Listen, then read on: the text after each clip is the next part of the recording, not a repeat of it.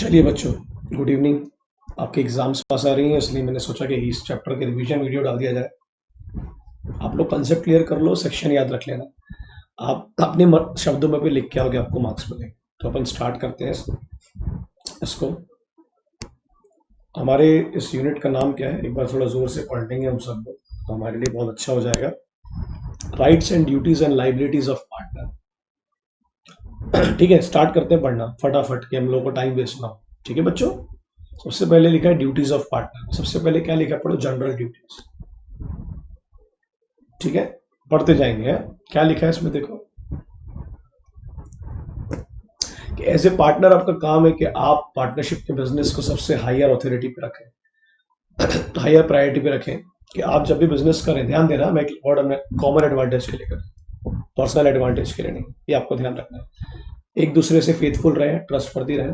और जब जो पार्टनर बोले, आप अकाउंट्स, अपने फाइनेंशियल स्टेटमेंट्स को, जो भी आपका लेखा जोखा है, उसको शो करें। ठीक है, ये आपका बेसिक काम है जो आपको करना है।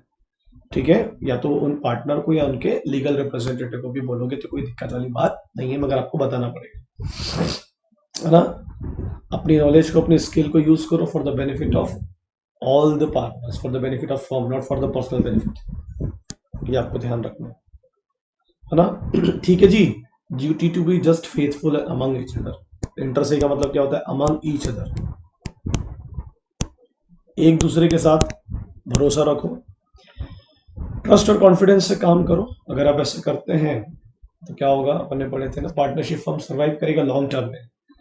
नेक्स्ट क्या है, duty to render true account. जब भी कोई पार्टनर आपके सामने आके खड़े हो जाए, आप एक्टिव पार्टनर, वो स्लीपिंग पार्टनर है या वो माइनर पार्टनर है या पार्टनर्स इन प्रॉफिट्स ओनली है, अगर वो बोल रहा है मुझे अकाउंट देखना, आपको दिखाना पड़ेगा, आप उसको मना नहीं कर सकते। ठीक है जी। और ये लाइन आपको भूलना नहीं है कि each partner must be ready to explain the accounts of the firm, है ना। और जो भी कैश वाउचर्स होंगे, जो भी पैसा आया है गया है, उसकी डिटेल भी आपको देनी पड़ेगी। No partner should think of making a secret profit. आप भैया सीक्रेट प्रॉफिट ऑन मत करो। याद है शुगर वाला एग्जांपल क्या था, कि शुगर खरीदा फर्म के बिहाफ में, मगर अपने पास से ही फर्म को शुगर बेच दिया और वो पैसा खुद रख लिया, है ना। भले कम दाम में बेचा, बट वो कम दाम का बेनिफिट फर्म को मिलना चाहिए ना, वो बेनिफिट तो उसने ले लिया, तो आपको ऐसा नहीं करना है। ठीक है, जब जो इन्फॉर्मेशन मांगे पार्टनर, वो आपको उसको प्रोवाइड करनी है। ठीक है, अब पार्टनर भी आप, क्योंकि म्यूचुअल एजेंसी में काम कर रहे हैं, आप एजेंट भी हैं, आप प्रिंसिपल भी हैं, तो जब आप एजेंट की तरह काम करते हैं, ठीक है, तो आपकी रिस्पॉन्सिबिलिटी बनती है कि आपके प्रिंसिपल नाराज नहीं होना चाहिए। वो प्रिंसिपल कौन है, दूसरा partner. You are not allowed to conceal any information. कोई भी इन्फॉर्मेशन आपको छुपाने की इजाजत नहीं है। ठीक है, ठीक है ना। नॉलेज टू द एजेंट, हम ऐसा मान के चलेंगे इसको पता चला मतलब इसको पता चला, एज सिंपल एज दैट। ये नेक्स्ट पॉइंट क्या है, duty to indemnify for loss cause by fraud. अगर कोई पार्टनर का, उसकी वजह से, उसके फ्रॉड किए हुए की वजह से फर्म को नुकसान होता है, तो आपको फर्म को इंडेमनीफाई करना पड़ेगा। What is the meaning of indemnify, make good to the loss. जो भी नुकसान हुआ उसकी भरपाई करके देनी पड़ेगी। मगर वो fraud ordinary course of business में होना, मतलब फर्म का बिजनेस करते वक्त। ठीक है जी, ओके, है ना। ठीक है, again every partner must indemnify the firm for any loss caused by it for its fraud in the conduct of the business. ठीक है, ड्यूटी टू अटेक वो डेलीगेंटली, हम उम्मीद करते हैं कि जितने भी पार्टनर्स है वो समझदारी से और इंटेलिजेंटली अपनी ड्यूटीज को फुलफिल कर रहे हैं, एज सिंपल एज दैट। इसमें ज्यादा सोचने की जरूरत नहीं है आपको। समझदारी, इंटेलिजेंटली मतलब आगे मतलब समझदारी। राइट्स ऑफ पार्टनर क्या है, conduct of the business, section 12 क्या बोल रहा था, every partner has right to take, conduct में पार्टिसिपेट कर सकता है, आप उसको रोक नहीं सकते। He is allowed to take participation in the conduct of the business, बिल्कुल आएगा। Every partner is but is bound to act diligently his duties। ठीक है, जैसे एक एक्टिव पार्टनर है, उसके सामने एक स्लीपिंग पार्टनर है, वो बोल रहा है अकाउंट्स दिखाओ, तो तुम्हारी ड्यूटी है कि तुम उसको दिखाओ, और उसका राइट है कि उसको पता चले। हम राइट्स पढ़ रहे हैं। ठीक है, अगर आप बिजनेस को चेंज कर रहे हैं तो आपको पार्टनर से पूछना पड़ेगा, उनका राइट है कि उनको बताना चाहिए कि हमारा नेचर ऑफ बिजनेस चेंज हो रहा है। ठीक है, दिखा ना, हर पार्टनर का अधिकार है कि वो अपने ओपिनियन को रखे अगर नेचर ऑफ बिजनेस चेंज हो रहा है पार्टनरशिप का। ठीक है, but no change may be made in the nature of business without the consent of. Just try to make an example. For example, हम लोग ट्यूशंस पढ़ाते हैं, हमारी पार्टनरशिप फर्म ऐसा मान लेते हैं। मैंने सोचा कि कल टाइम चेंज कर देता हूँ अपनी एक ट्यूशन का, जिससे बाकी पार्टनर्स को फर्क नहीं पड़ता। तो क्या उनसे पूछूंगा मैं, नहीं सर ज्यादा डिफरेंस नहीं है ना, आप समझ रहे हो, एक दो लोगों से भी पूछ ली तो इट्स फाइन, नहीं भी पूछी तो चलेगा। कल मैंने सोचा यार एक काम करते, ट्यूशन की जगह ही चेंज कर देते, कहीं और ट्यूशन लेंगे अब कल से, इतना बड़ा डिसीजन ले रहा हूँ मैं, मुझे पार्टनर से पूछ, जहाँ नेचर ऑफ बिजनेस को अफेक्ट होगा तो ऑल द पार्टनर्स को कंसर्न करना पड़ेगा। कोई भी पार्टनर आके बुक्स ऑफ अकाउंट्स को एक्सेस कर सकता है, आप मना नहीं कर सकते बिजनेस आवर्स में। 12A क्या बोलता है, right to take part in the conduct of the business. आप देखो लिखा है ना उसमें, आपको आप मना कर ही नहीं सकते उसको, देयर मैनेजमेंट लिखा ना, now suppose this management power of the particular partner is informed which is wrongfully predicted. What does that mean? आपने एक्टिव पार्टनर को अपॉइंट किया, वो एक्टिव पार्टनर स्लीपिंग पार्टनर को अलाउ नहीं कर रहा है पार्टिसिपेशन में, तो ऐसा वो नहीं कर सकता। भले तेरे को 51% का प्रॉफिट मिल रहा हो, बट मैनेजमेंट में सब पार्टिसिपेट करेंगे। ठीक है जी। तो कोर्ट इन्वॉल्व होगा, कोर्ट इंजंक्शन लगाएगा। इंजंक्शन का मतलब क्या होता है, दूसरे पार्टनर को रिस्ट्रिक्ट करेगा, तू ऐसा क्यों कर रहा है जो तूने नहीं करने का वादा किया था, why you are restricting other partners to take participate in the management. ठीक है। रॉन्गफुली अगर आपको कोई डिप्राइव करेगा तो आप कोर्ट जा सकते हैं। डिप्राइव मतलब अगर आपको कोई रॉन्गफुली पार्टिसिपेशन करने से रोक रहा है, और कोई और मतलब कोई दूसरा पार्टी, या आपको सेटलमेंट ऑफ अकाउंट्स के लिए रोक रहा है, या आपको inspection of books of accounts के लिए रोक रहा है। ठीक है जी। आप उन्हीं पार्टनर्स को एक्सक्लूड करते हो जिनकी जरूरत आप महसूस नहीं करते। जैसे फॉर एग्जांपल माइनर पार्टनर को आप पूरा कर सकते हो एक्सक्लूड, भाई तू सिर्फ प्रॉफिट के लिए रहेगा, मैनेजमेंट में टेको आने की जरूरत नहीं है, वो अलाउ है, बाकी चीजें अलाउ नहीं है। राइट टू बी कंसल्टेड, एक सिंपल सा एग्जांपल है, ए और बी और सी तीन पार्टनर है। अगर ए और बी कोई डिसीजन ले रहे हैं बिजनेस को लेके, तो क्या सी से कंसल्ट नहीं करेंगे? क्या नहीं सर, सी के पास तो 20% पैसा, बाकी 40-40 तो इनके पास है, फिर भी कंसल्ट करना पड़ेगा, है ना, लिखा है ना इसमें, determine views of the majority of them, every partner shall have the right to express his opinion। अपन ने यादें पढ़े थे, अगर आपका बिजनेस के नेचर चेंज नहीं हो रहा है तो मेजोरिटी भी चलेगी, बट अगर नेचर ऑफ बिजनेस चेंज हो रहा है, आपका type of business he change हो रहा है, साइज ऑफ बिजनेस चेंज हो रहा है, तो फिर ऑल द पार्टनर्स की कंसेंट लगेगी, जो हमने ऊपर अभी पढ़ा कि नहीं पढ़ा। ओके।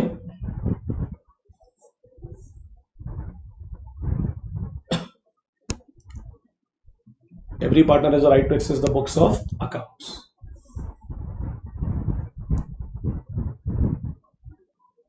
ठीक है बच्चों, आई होप आप लोग को समझ रही होंगी चीजें, मैं क्या बताने की कोशिश कर रहा हूँ। वर्ड टू वर्ड भी पढ़ने की जरूरत नहीं, अंदर घुस गया अगर दिमाग में तो कुछ नहीं हो सकता। Mutual rights and liability section 13 क्या बोलता है, पार्टनर मालिक भी है और साथ में नौकर भी है, बट अपने आप को ज्यादा नौकर ना समझे, तो सैलरी की डिमांड नहीं कर सकता है ऐसी रेम्युनरेशन।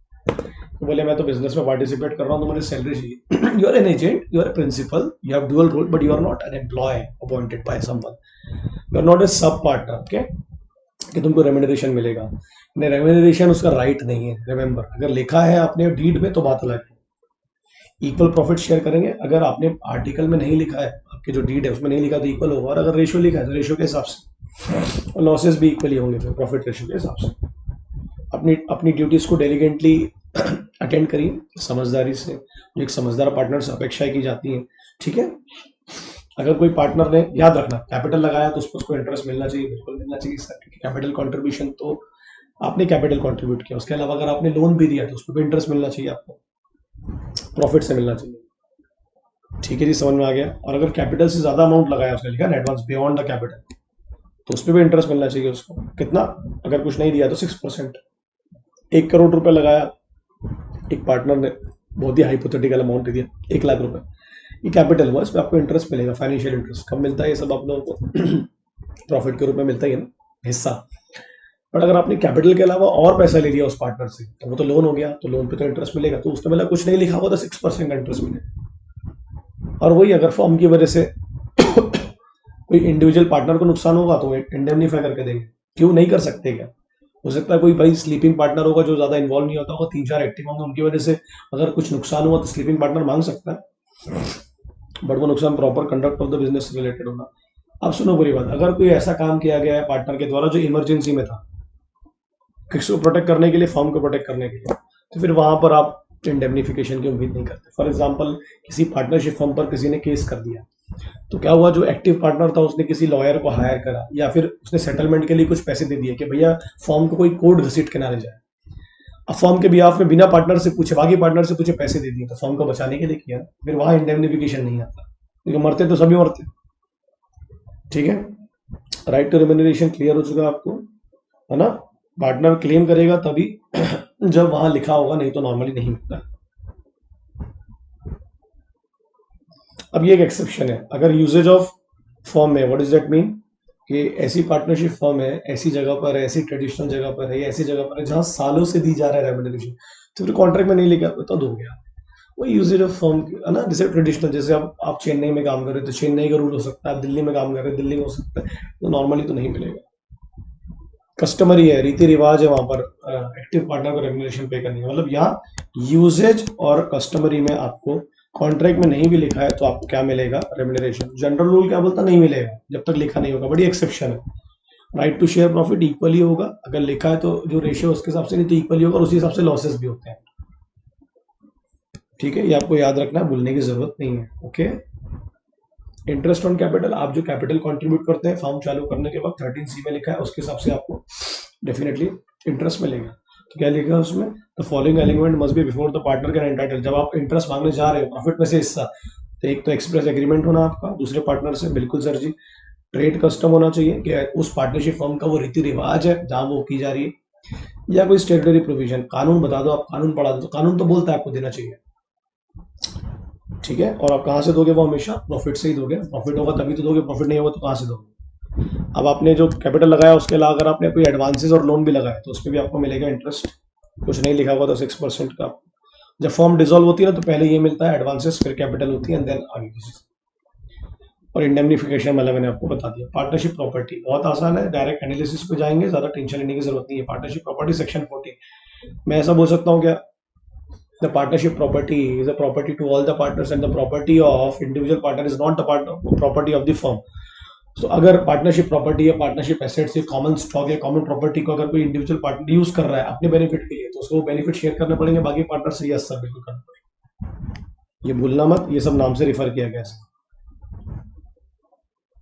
ठीक है, ओके, क्या लिखा इसमें, तो property which is deemed to belonging to the firm in the, अगर कोई एग्रीमेंट नहीं है तो आप उस प्रॉपर्टी को, उस एसेट्स को यूज कर सकते हैं, आप मतलब पार्टनर, बट कॉमन इंटरेस्ट के लिए, कॉमन बेनिफिट के लिए, पर्सनल इंटरेस्ट के लिए नहीं। आप पार्टनरशिप की कोई जमीन है उस पर आप अपनी बेटी की शादी कर रहे हो, है ना, आपने बाकी पार्टनरों से पूछा नहीं तो भैया बताओ ना, पूछ रहे हो ना क्या दिक्कत है। उस जमीन को आपने किसी को गिरवी कर दिया, अगर बताओ ना भैया, उस जमीन पर आपने कोई कमर्शियल एक्टिविटी करवाने दी थी तो पहले डिस्कस तो करो, कॉमन एडवांटेज के लिए किया जाएगा जो भी किया जाएगा। ठीक है, और उसमें गुडविल भी आ गई, क्योंकि जो आपका गुडविल होता है ना वो भी एक प्रॉपर्टी कहलाता है, तो उस गुडविल को भी अगर कोई इंडिविजुअल पार्टनर अपने लिए यूज कर रहा है तो वो अलाउ नहीं है, आप कॉमन बेनिफिट के लिए यूज करो। If I am doing something in my classes तो आई एम डूइंग फॉर एबीसीएच नॉट फॉर कॉसेफ, आप समझ रहे हो ना, because the goodwill is use, goodwill has to be use for all of us, not for the individual benefits. ठीक है, and you are not allowed to convert the property of partnership firm for the property of individuals, and same applicable to other also, the property of individual cannot be deemed as a property of firm unless and until वो खुद दे दे अपनी property. Goodwill का तो मतलब पता ही है, जो आपकी वैल्यू और रेपुटेशन पर आपके प्रॉफिट को ना इंक्रीज करे, एक्सपेक्टेड प्रॉफिट को। ये पूछ सकता है आपको 2 नंबर के लिए क्वेश्चन, तो आपको लिखना आना चाहिए, है ना। गुडविल भी एक प्रॉपर्टी का हिस्सा है जो आपकी रेपुटेशन को बढ़ाए, आप उसको बेच भी सकते हो किसी और पर्सन को, इवन आप दूसरे पार्टनर को भी बेच सकते हो। ठीक है, benefit for all the partners. तो बायर को जिसको बेचोगे बोल सकते हो कि ये धंधा अभी मत करना, या अभी कर रहा है तो कहीं और कर। टाइम पीरियड भी डाल सकते हो, प्लेस वाला भी रेस्ट्रिक्शन डाल सकते हो। ये 2 नंबर के लिए, 3 नंबर के लिए पूछ सकता है व्हाट इज गुडविल या फिर व्हाट इज प्रॉपर्टी, तो ये आना चाहिए आप लोग। ठीक है, ये सब लिखते आना चाहिए इस तरीके से। प्रॉपर्टी ऑफ पार्टनर यार सिंपल है, the property of partner is an exclusively a property, exclusively ownership right of the partner, it can be use for the partner unless and until वो अलाउ करे फर्म को, it does not deem to be the property of the firm।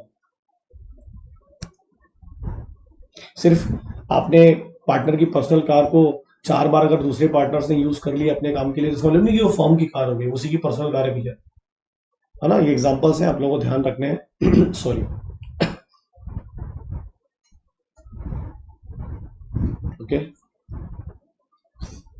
Personal profit earn by partners allow ही नहीं है, section 16 allow ही नहीं है।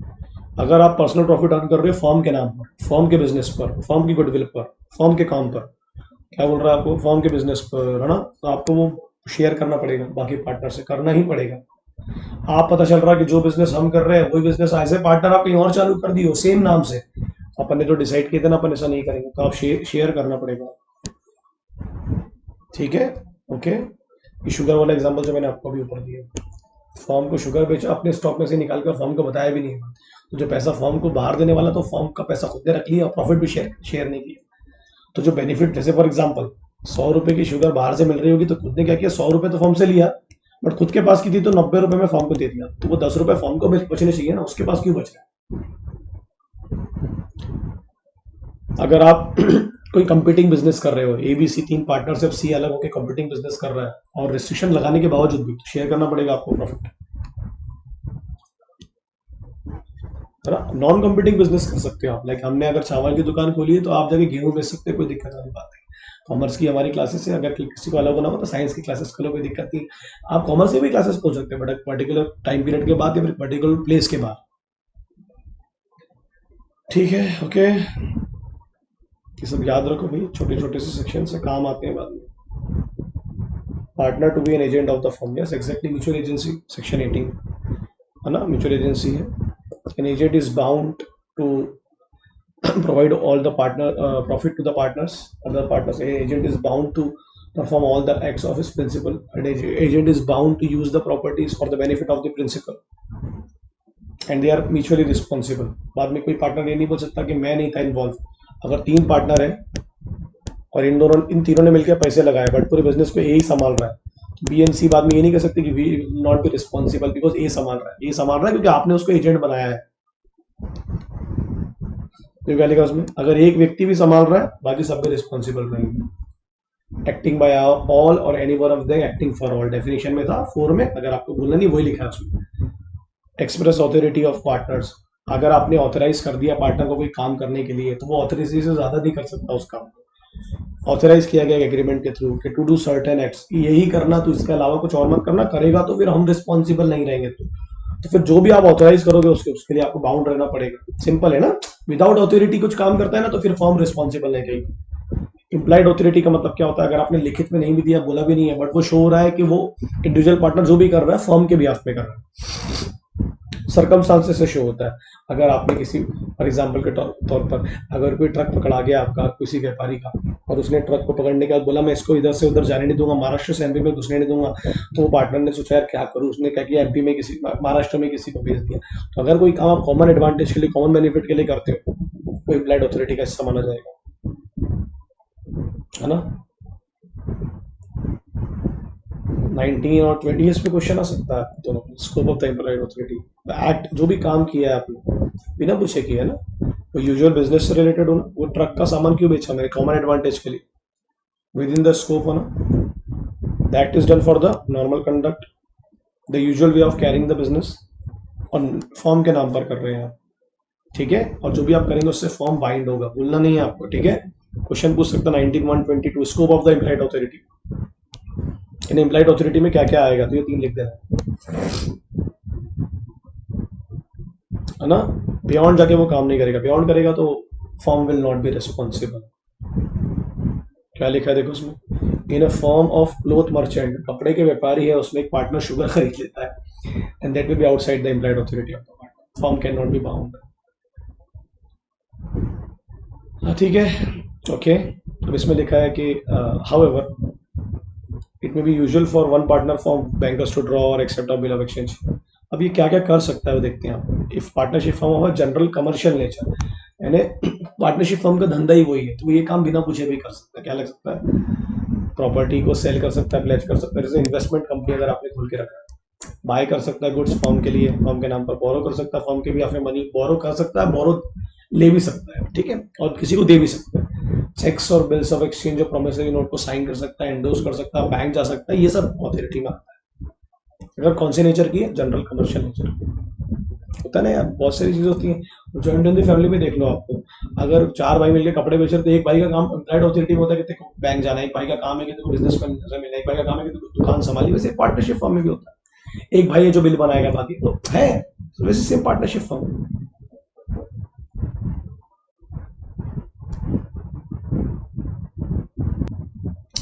Sorry बच्चों, हाँ, तो हम लोग आगे कहाँ पर, इम्प्लाइड ऑथोरिटी पे हम लोगों को क्वेश्चन आ सकता है, क्या क्या ऑथोरिटी में आएगा और क्या क्या ऑथोरिटी में नहीं आएगा। क्या लिखा है इसमें 19(2) में, ऐसे एक्ट जो इम्प्लाइड ऑथोरिटी से एक्सक्लूड किए जा चुके हैं उसके लिए फॉर्म बाइंड नहीं रहेगी। Such act unless the user, अब वो अलग बात है कि वो एक्ट अगर यूजर ऑफ ट्रेड में या कस्टम्स के अंदर आते हैं तो फिर बाइंड रहेगी, नहीं तो नॉर्मली बाइंड नहीं रहती है। ठीक है, ओके। अब ये क्या लिखा है कंटेंट 19.2 में, ये क्वेश्चन आ सकता है आप लोगों को। List of act regarding which a partner does not have an employed authority, यानी ये वो काम है जिसके लिए लिखित में होना चाहिए सब कुछ। लिखित में नहीं है तो फिर कोई मतलब नहीं है भाई, बिना लिखित का बहुत बड़े बड़े कांड है। देखो अब कोई डिस्प्यूट चल रहा है फर्म का किसी थर्ड पार्टी से, साला तुमने सेटलमेंट में डाल दी बिना पूछे, ऐसा नहीं कर सकते। आर्बिट्रेशन में फर्म के बिहाफ में आपने बैंक अकाउंट खोला अपने नाम पर, तो आपके नाम पर पैसे कैसे आन देंगे भाई हम लोग। कोई क्लेम था फर्म का, आपने वो छोड़ दिया, कुछ फर्म को कुछ मिलने वाला था फाइनेंशियल बेनिफिट्स, आपने वो कॉम्प्रोमाइज कर दिया, उसको रिलिंक्विश कर दिया। किसी पर केस किया था फर्म ने, आपने उसको विड्रॉ कर दिया। आपने कोई लाइबिलिटी ले ली फर्म के नाम पर फर्म से बिना पूछे। इमूवेबल प्रॉपर्टी को आपने एक्वायर कर लिया, ट्रांसफर कर दिया, या कोई दूसरी पार्टनरशिप फर्म से पार्टनरशिप कर ली, ये सब आप काम नहीं कर सकते जब तक कि आपका राइटिंग एग्रीमेंट नहीं होगा, रिटर्न में नहीं होगा। 19.2 में ये याद रखना। फिर ये क्या क्या वो कर सकता है वो याद रखना। अगर जनरल कमर्शियल नेचर की वो 4 काम है, भूलना मत। फिर 19.1 और 22 में है कौन कौन से एक्ट है जो इम्प्लाइड अथॉरिटी में आएंगे, भूलने का नहीं है। ठीक है बच्चों, पार्टनर्स अथॉरिटी ने इमरजेंसी पूछ सकता है 2 नंबर के लिए क्वेश्चन। सेक्शन 21 बताओ, इमरजेंसी में किया हुआ काम, ऑल सच एक्ट किसको प्रोटेक्ट करने के लिए, फर्म को लॉस से। कोई समझदार आदमी भी रहेगा तो वो यही काम करेगा, तो उसके लिए फर्म क्या रहेगा, responsible, firm will be responsible, है ना। ओके, इमरजेंसी में किए हुए काम के। Effect of admission by a partner, admission का मतलब होता है एडमिट करना किसी चीज को, एक्सेप्ट करना, एक्सेप्टेंस ऑफ अ, ध्यान दो, acceptance of anything by the acting partner or active partner is an acceptance of the firm। अगर एक्टिंग पार्टनर किसी चीज के लिए हाँ बोल रहा है, तो जैसे हम क्लासेस में एग्जांपल देता हूँ, I am an acting partner, मेरे को मेरे दूसरे लोगों ने, मेरे दूसरे पार्टनर्स ने, दूसरे टीचर्स ने बोला you are the responsible for having admissions and for having फलाना ढमकाना चीजें। सो इफ अगर मुझे पता चला है तो व्हाट पीपल एक्सपेक्ट कि बाकी को भी पता चल चुका होगा फॉर्म, है ना, तो फिर बाइंडिंग होता है वो। ओके, मगर वो पार्टनरशिप से रिलेटेड होना चाहिए, उसके बिजनेस से रिलेटेड। ओके, अब वही तो बात है इसमें, लेकिन ये एक्सेप्शन वाला पॉइंट हो गया, ये वाला पॉइंट। थर्ड पार्टी को पता है कि 3 पार्टनर हैं, थर्ड पार्टी को ये बात पता है कि अगर मुझे 2 लाख से ऊपर का लोन देना है इन लोगों को, तो ए और बी से भी पूछना पड़ेगा, और लोन का काम हमेशा सी देखता है। फिर भी आपने दे दिया 2 लाख से ऊपर का लोन, तो फिर ए और B will not be responsible for the amount over 2 lakh अगर वो डूबता है तो। जब हमने आपको ऑलरेडी बता दिया था कि इससे ऊपर के अमाउंट के लिए आप हमसे बात करना, फिर भी अगर आपने वो नहीं किया तो you can bind the firm for the admission and representation of C. Notice to acting partner is a notice to the firm, as simple as that. इसको उल्टा कर दो, नोटिस मतलब any information to the firm is an information to the other partners, वो बंदा जो involve है firm के बिजनेस में, है ना। ओके, है ना। एक्टिव पार्टनर को दिए मतलब पूरी फर्म को दे दिया, तो इसमें ये दोनों इन्वॉल्व, मतलब ये इन्वॉल्व नहीं होगा, वन स्लीपिंग और डॉर्मेंट पार्टनर। ओके, बाकी लोग ये नहीं बोलेंगे हमें नहीं पता था भैया, कैसे नहीं पता था, एक्टिंग को दिए मतलब सबको पता होगा, हम तो यही मान के चलेंगे, है ना। इसका एक एक्सेप्शन है, वो भूलना नहीं है आपको, one important exception, where a partner is a party to a fraud upon the firm. एक पार्टनर जो है वो मिलके फ्रॉड कर रहा है फर्म के साथ, थर्ड पार्टी के साथ मिलके, that is not liability of the firm. उसको पता है कि फ्रॉड हो रहा है, उसको पता है, तो फिर फर्म को कैसे पता नहीं होगा। इट्स लाइक ए बी के साथ मिलके, बी क्या है, XYZ की जो फर्म है उनका एक पार्टनर है, और ये थर्ड पार्टी है, ये दोनों मिलके अगर कोई फ्रॉड कर रहे हैं तो इनको तो नहीं पता रहेगा ना, तो फिर they will not be responsible. अगर कोई कांड होता है तो, और वो तो बी को बोल देंगे कि तूने भी हमारे साथ गलत किया, तो we will not be responsible for the fraud और any act it is related to fraud. If you know that, अगर उस पार्टनर को बात पता है तो ये एक्सेप्शन में आ जाएगी, ठीक है ना। उसमें if one of the partner knows के जो सेलर है, वेंडर है, व्यापारी है, उस इज रिलेटिव और डिफ्रॉड कर रहा है, वो बी को पता है कि ए डिफ्रॉड कर रहा है किसको, XYZ को, और बी भी XYZ का पार्टनर है, तो फिर XYZ will not be responsible, क्योंकि उन्होंने बी को तो ये जिम्मेदारी दी थी ना कि तुम कोई भी अगर गलत काम होता है तो उसको तुम कंसील मत करो, हमको बताओ। ठीक है। Liability of partner to third parties, section 25 में liability of partner for the act of the firm, liability of partner for wrongful act of firm 26, 27। ध्यान से पढ़ते जाओ, फटाफट खत्म करते जाएंगे। 25 में क्या लिखा है? एवरी पार्टनर इज लाइबल, मिलके भरेंगे, साथ में भरेंगे, बकाबक भरेंगे। लाइबल जॉइंटली एंड सेवरली, है ना। For the liability of all partner is unlimited except मेरे ख्याल से माइनर पार्टनर की लाइबिलिटी लिमिटेड होती है, वो आपको ध्यान रखना पड़ता है। ठीक है। All partners can see each other. Okay.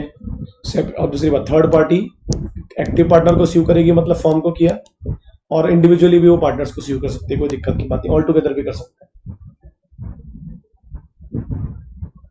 अब इसमें लिखा है अगर पार्टनर अपने कंट्रीब्यूशन से ज्यादा पैसा दे रहा है फर्म के बिहाफ में, तो वो रिमेनिंग पार्टनर से वसूल करेगा।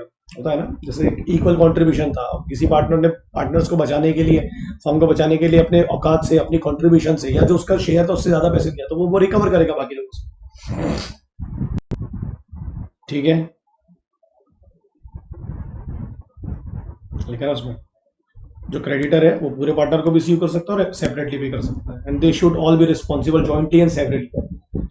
Liability of firm for wrongful act of a partner, कितना आसान है। अगर कोई पार्टनर है ए करके, अगर वो अपनी फर्म के, ध्यान देना, बिहाफ में या ऑर्डिनरी कोर्स ऑफ बिजनेस में या यूजुअल कंडक्ट में कोई गलत काम करता है, तो firm will be responsible for that. लिखा ना, firm will be responsible to the same extent of injury, third party को जो नुकसान हुआ है wrongful act of a partner, but वो इनमें होना चाहिए, विद इन द ऑथोरिटी और ordinary course of the business. तो फिर हर किसी को मिलके पैसे भरने पड़ेंगे थर्ड पार्टी को। ठीक है। लाइबिलिटी ऑफ सेक्शन 27, ये सब 2-2 नंबर के क्वेश्चन, इनको ध्यान रखो, क्या क्या लिखा है ध्यान रखो, अपने मन से भी लिखोगे तो मार्क्स मिल जाएंगे, बस कंसेप्ट क्लियर हो जाना चाहिए। हेडिंग पढ़ो क्या लिखा है, liability of firm for miss application by partners.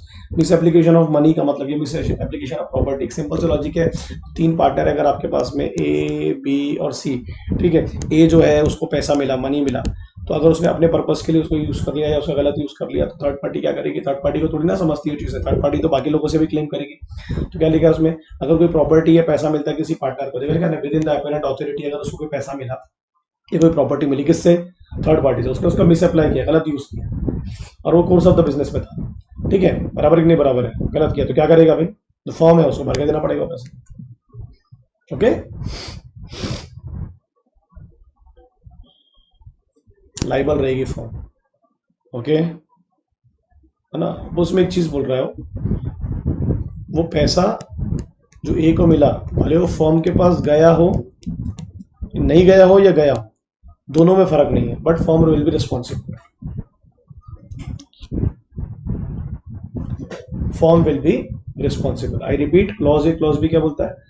ऐसा गया है तो फॉर्म तो रिस्पॉन्सिबल है ही, और मिस अप्लाइड हुआ। फॉर्म के पास अगर वो पैसा नहीं भी गया तब भी फॉर्म रिस्पॉन्सिबल है, क्योंकि थर्ड पार्टी को थोड़ी ना पता गया कि नहीं गया।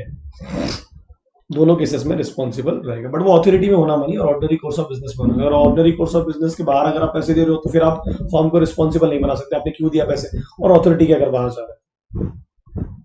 Right of transferee of a partner interest, what does it mean? Transferee मतलब जिसको इंटरेस्ट मिला है ना, जो रिसीवर है, तो जो जो पार्टनर का इंटरेस्ट होगा, जैसे प्रॉफिट हो गया या कैपिटल कंट्रीब्यूशन हो गया या पार्टिसिपेशन हो गया, वो सब भी मिलेगा ना सेक्शन 29। इसको ध्यान करो और खत्म कर दो। अगर ए शेयर अपनी पार्टनरशिप का शेयर बी को बेच रहा है, तो बी जो जो ए को मिल रहा था वो सब बी को मिल सकता है, अनलेस और अनटिल वो रिस्ट्रिक्ट कर लें कुछ ना कुछ। क्या क्या कर सकता है देखो ना, है ना। डेफिनेटली, है ना, the assignee of partner interest है, तो आपने अपने हिस्से को बेच दिया या गिरवी रख दिया, जिस तरीके से भी, तो जो जो बेनिफिट्स आपको मिल रहे थे वो शायद उसको भी मिलेंगे, बट क्या क्या नहीं मिलेगा ये आपको ध्यान रखना। ड्यूरिंग द, अगर पार्टनरशिप चल रही है तो उस ट्रांसफरी को क्या क्या नहीं मिलेगा, कौन कौन सी चीजों की इजाजत नहीं है, कंडक्ट में इन्वॉल्व नहीं होगा, तो डायरेक्ट पार्टनर नहीं बनाना है, किसी पार्टनर ने तेरे को बनाया, इन चीजों के लिए फोर्स नहीं करेगा तो हम लोग कि बुक्स ऑफ अकाउंट्स मुझे दिखाओ, जो मिल रहा है प्रॉफिट का हिस्सा चुपचाप लो निकलो। लिखा ना, he is only for this agreed by the, you can not challenge the account, जितना मिल रहा है उतना लो, मतलब जितना मिल रहा है सही मिल रहा है तेरे को, गलत नहीं मिल रहा। और अगर डिसोल्यूशन हो गया फॉर्म का, अब डिसोल्यूशन के टाइम पर किसी पार्टनर ने अपना हिस्सा किसी और को दे दिया, ये तो कंटिन्यूअस में था ना। Transferee will be entitled against all the remaining partner. Share तो लूंगा ही बेटा मैं एसेट्स में से, जो बचेगी बराबर है कि नहीं बराबर है ना? और मुझे अकाउंट्स भी बताओ सेटलमेंट के, किस तरीके से तुम लोग डिवाइड कर रहे हो। ये टाइम है डिसोल्यूशन के टाइम का। ट्रांसफर के राइट, बुझला मत, सेक्शन 29 दोनों क्वेश्चन पूछ सकता है। माइनर का तो पढ़ा चुके हैं 50 बार आप लोग यार। With the consent of all the partners eligible होगा एडमिशन के लिए, नहीं तो एलिजिबल नहीं होता, एलिजिबल नहीं होता है। नहीं तो माइनर जो है वो पार्टनर नहीं बन सकता। अगर सब पार्टनर एग्री करेंगे तो बनेगा, नहीं तो नहीं बनेगा। पॉइंट ऑफ इनिशियो होता है, आपको भूलने की जरूरत नहीं है, मैं पढ़ा चुका आप लोगों को, है ना। माइनर फुल फ्लेज पार्टनर नहीं होता है, वो पार्टिसिपेट नहीं करता, उसको हिस्सा मिलता है चुपचाप बैठे रहने का, बेनिफिट्स के लिए वो एडमिट होता है। लाइबिलिटीज तो उसकी होती नहीं, पर्सनल लाइबिलिटी तो होती नहीं होती, और वो कभी भी मिनिमम 2 मेंबरशिप में नहीं आएगा, क्योंकि दो रिक्वायरमेंट है ना, उसके ऊपर ही आएगा। क्या क्या राइट्स है उसके, फटाफट पढ़ लो, क्वेश्चन आ सकता है आपको। प्रॉफिट मिलेगा, बुक्स ऑफ अकाउंट्स को इंस्पेक्ट कर सकता है, सीव कर सकता है बाकी पार्टनर्स को, अगर वो उसको अकाउंट्स नहीं दिखा रहे, प्रॉफिट नहीं शेयर कर रहे तो, है ना। मगर तब जब वो फॉर्म से अलग हो रहा है, तब फॉर्म से अलग हो रहा है, रेगुलर बेसिस पे नहीं कर, रोज रोज थोड़ी ना बोलेगा कि मेरे को प्रॉफिट का अकाउंट्स दिखाओ या बिजनेस अकाउंट दिखाओ, रोज रोज कौन दिखाएगा भाई। अब अगर वो 18 साल का हो गया तो 18 साल के होने के 6 महीने के अंदर उसे बताना पड़ेगा कि वो पार्टनरशिप फॉर्म में पार्टनर रहना चाहता है या नहीं रहना चाहता है।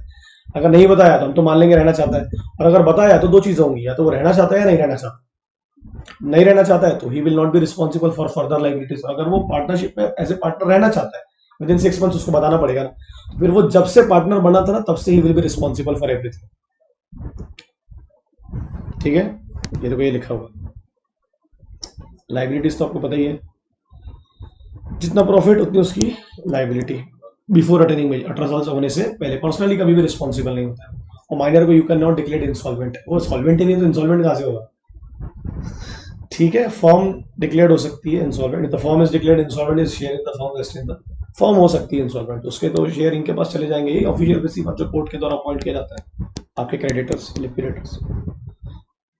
ठीक है, 6 महीने के अंदर क्या करना है आपको बता दिया। उसने अगर बता दिया मैं बनना चाहता हूँ तो he will be responsible from the time we what admit in the firm. और अगर बता दिया कि मैं नहीं बनना चाहता तो फिर he will not be responsible for further, but public notice देना पड़ेगा आपको। और अगर कुछ नहीं बोला 6 महीने में तो हम मान लेंगे कि वो पार्टनर बनना चाहता है। पब्लिक नोटिस में मैंने हाईलाइट किया, भूलना नहीं। तो बनना चाहता है या नहीं बनना चाहता, दोनों में पब्लिक नोटिस देना पड़ेगा। ठीक है, fail to give notice, fail मतलब बन गया। ठीक है, आपको 100% इस पे क्वेश्चन आ सकता है, before attaining majority, after attaining majority, और if he fails to provide notice, और if he provide the notice. अच्छे से पढ़ के जाना। इनकमिंग पार्टनर कैसा, सेक्शन 31 क्या बोलता है कि आने से पहले, आने से एक तो पहले सबसे मिलके सबकी कंसेंट से बनेगा वो पार्टनर, उसके आने से पहले जितने कर्म कांड हुए हैं अनलेस अनटिल वो एग्रीड कर दे, वो रिस्पॉन्सिबल नहीं है। और उसके आने के बाद के जो भी अब काम होंगे उसके लिए ही will be responsible unless until कोई माइनर ना हो, है ना। उसके आने के पहले जितनी प्रायर डेट्स थी, जितनी प्रायर लाइबिलिटीज थी, वो रिस्पॉन्सिबल नहीं होगा अनलेस अनटिल वो एग्रीड कर जाए, है ना, बात के लिए वो रिस्पॉन्सिबल रहेगा। और कोई क्रेडिटर है, अगर वो किसी इनकमिंग पार्टनर को सीव कर रहा है, कैसे करेगा, नहीं कर सकता, वो तो बेचारा अभी भी ऐड हुआ है, पर इसका एक्सेप्शन है। अगर वो खुद बोल रहा है मेरे को सीव करो, मैं तो इसका पार्टनर हूं, मेरे से भी लो तुम, मैं तो इनका भाई हूं, तो आप फिर ले सकते हो, फिर वो एक्सेप्शन लिखा हुआ है यहाँ। वो खुद कर रहा है तो बात अलग है, क्योंकि उसको लग रहा है कि नेसेसरी है मेरा इन्वॉल्व होना, नहीं तो नॉर्मली वो अपने आने के पहले की चीजों के लिए या लाइबिलिटीज के लिए, डेट्स के लिए रिस्पॉन्सिबल नहीं होता।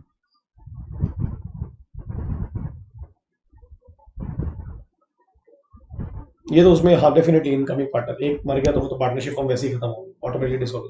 रिटायरमेंट का क्या सेक्शन 32 सेक्शन नहीं बोलना है, आप रिटायर्ड हो रहे मतलब आप फॉर्म छोड़ के जा रहे हो, पहला तो पब्लिक नोटिस दोगे। पब्लिक नोटिस जब तक दोगे उसके पहले तक के लिए हर काम के लिए रिस्पॉन्सिबल, हर बेनिफिट के लिए आपको बेनिफिट मिलेंगे उसके लिए, है ना।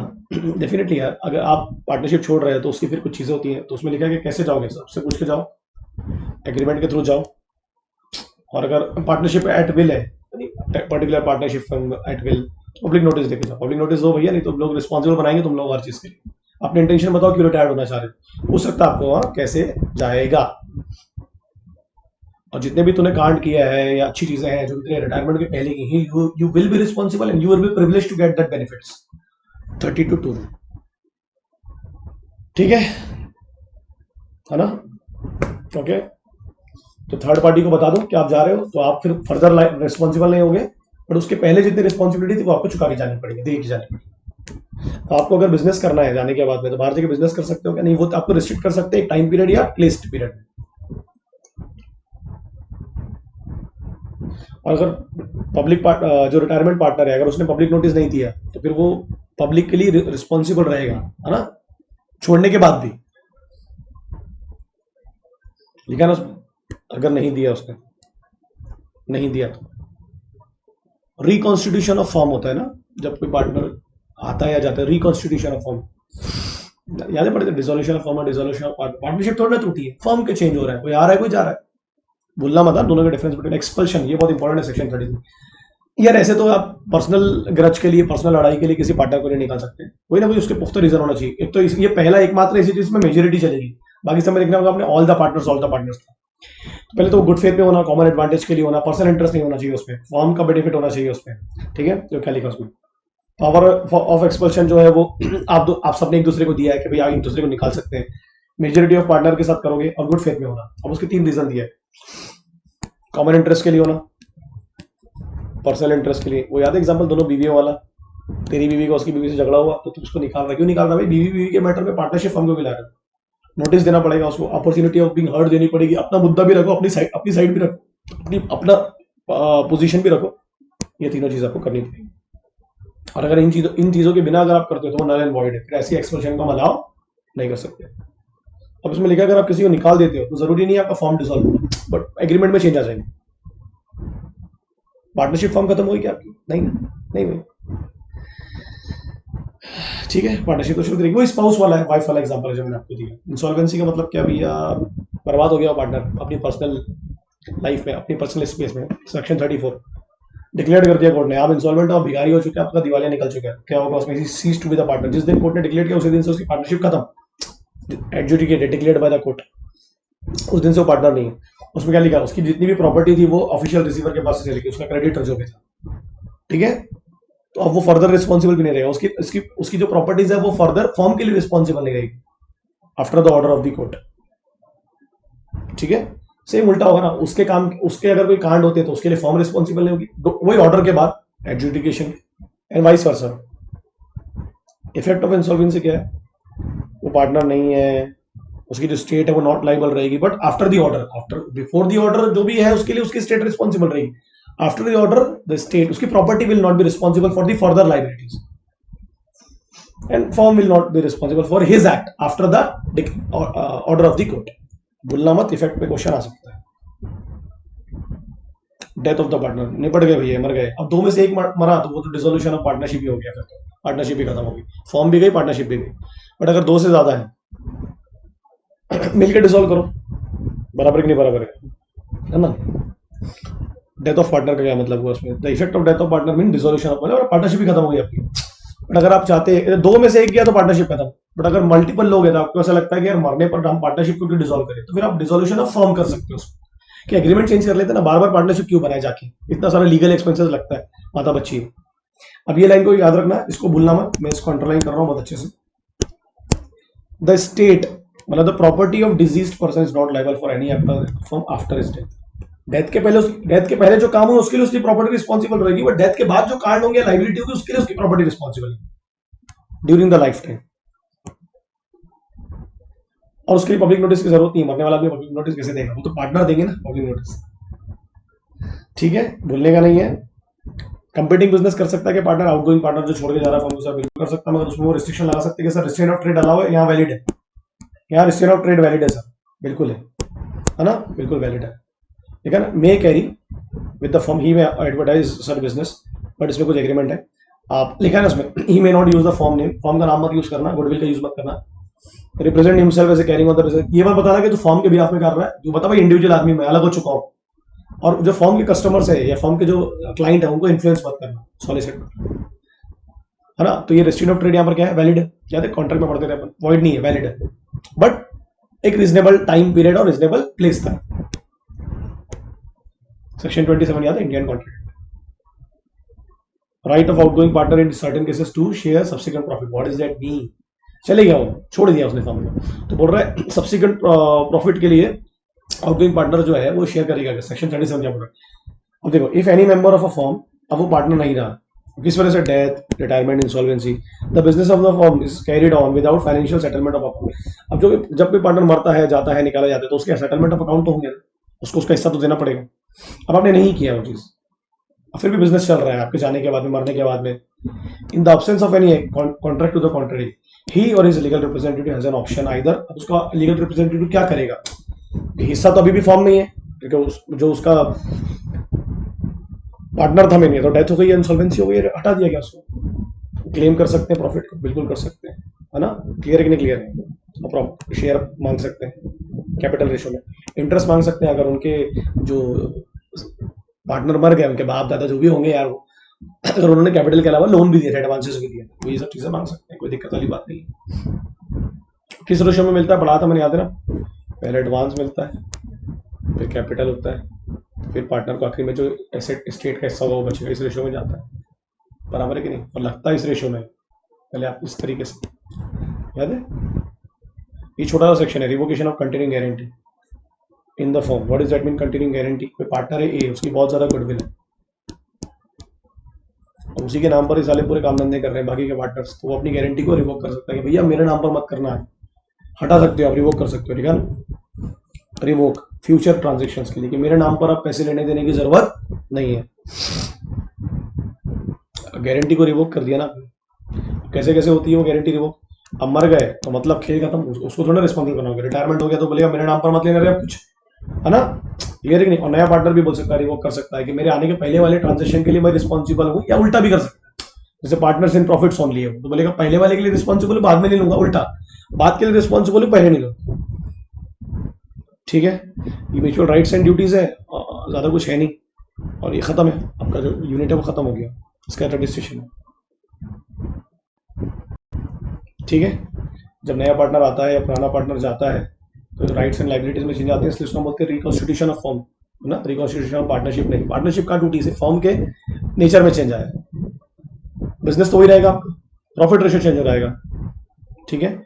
Death, insolvency, admission, retirement, outgoing partner, अच्छे से पढ़ना। 31, 32, 33, 34, 35, 36, ये छोटे छोटे जो सेक्शन पढ़ा है। Continuing guarantee, partnership, notice to the firm is the notice to the partner, admission of partner, छोटे छोटे सेक्शन को भूलने की जरूरत नहीं, ठीक है। कुछ भी नहीं छोड़ना मेरे भाई, सब पढ़ के जाना। सेक्शन याद रखो, कंसेप्ट क्लियर रखो, अपने मन से भी लिखोगे अच्छी लैंग्वेज में तो मार्क्स मिलेंगे। चलो टेक केयर, बाय।